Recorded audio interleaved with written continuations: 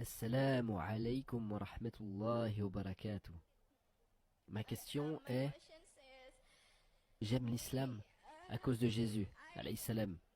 J'ai étudié dans une école catholique, mais je ne comprends pas beaucoup de choses. C'est pour ça que je cherche la réponse dans l'islam. J'aime l'islam, mais je n'aime pas les musulmans de l'Indonésie. J'aime les chiens comme animal de compagnie.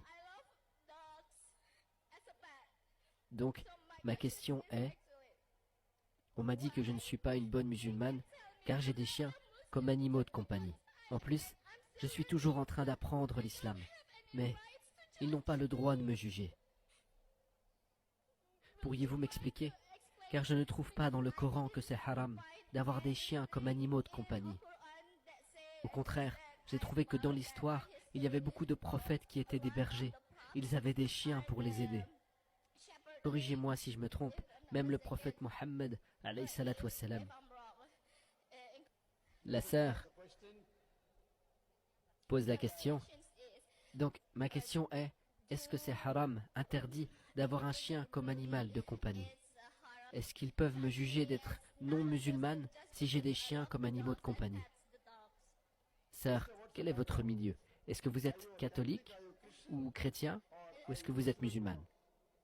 Non, je crois que je suis musulmane. Mais si vous dites, sœur, est-ce que vous êtes née dans une famille musulmane? Oui. Vous êtes née dans une famille musulmane et vous êtes une musulmane. Mais vous avez des chiens comme animaux de compagnie. Oui. Ma sœur, pour aujourd'hui, nous préférons que les non-musulmans aient la priorité pour poser leurs questions. Cependant, vous m'avez déjà posé une question, alors je vais vous répondre. Je demande aux bénévoles qu'avant qu'une personne pose une question, de vérifier si cette personne est musulmane ou non musulmane. Merci. Vous êtes musulmane et née dans une famille musulmane, correct? Je crois que je suis musulmane, mais ils disent que je ne le suis pas. Non. Mais vous croyez que vous êtes musulmane? Juste parce que vous avez des chiens comme animaux de compagnie, et que les prophètes avaient des chiens pour prendre soin de leurs moutons, etc. Donc les autres gens disent que vous n'êtes pas musulmane.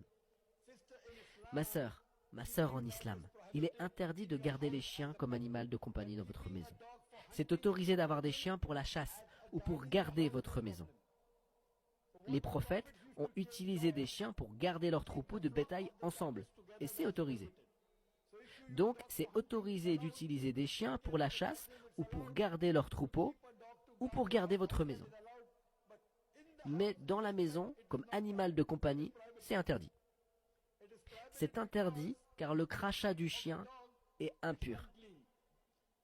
Aujourd'hui, même la science nous dit que la salive du chien peut causer diverses maladies. L'une d'entre eux est l'hydrophobie. L'hydrophobie signifie la peur de l'eau. Donc, islamiquement, garder un chien comme animal de compagnie est mauvais. Maintenant, si vous avez un chien et que vous êtes consciente que ce n'est pas bien, c'est une autre question. Peut-être que vous n'êtes pas musulmane pratiquante. Mais si quelqu'un dit que vous n'êtes pas une musulmane, c'est une déclaration très forte. Juste parce qu'une personne ne pratique pas une partie de l'islam.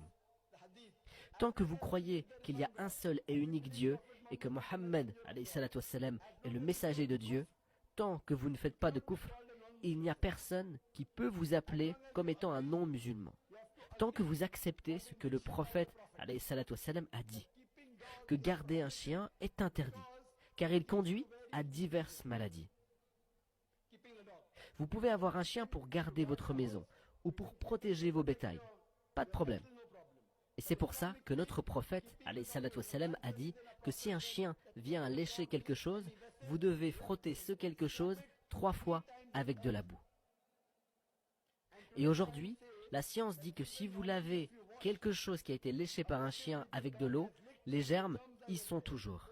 Seuls ces germes disparaissent lorsque vous le nettoyez avec de la boue. Imaginez un chien vient dans votre maison, il lèche partout, même il vous lèche, et vous priez dans cette maison. Il est naturel que ce soit sale. Donc, islamiquement, c'est interdit de garder un chien dans votre maison comme un animal de compagnie. Ok, merci. Mais je peux le mettre dehors de la maison?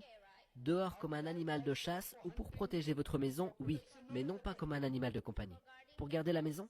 Pas de problème pour garder la maison, mais vous ne devez pas lui autoriser à vous lécher. Et est-ce que je peux le caresser? Si vous le caressez, alors vous devez le caresser seulement sur la tête. Sur la tête parce que la langue ne peut pas atteindre la tête. J'espère que cela répond à votre question.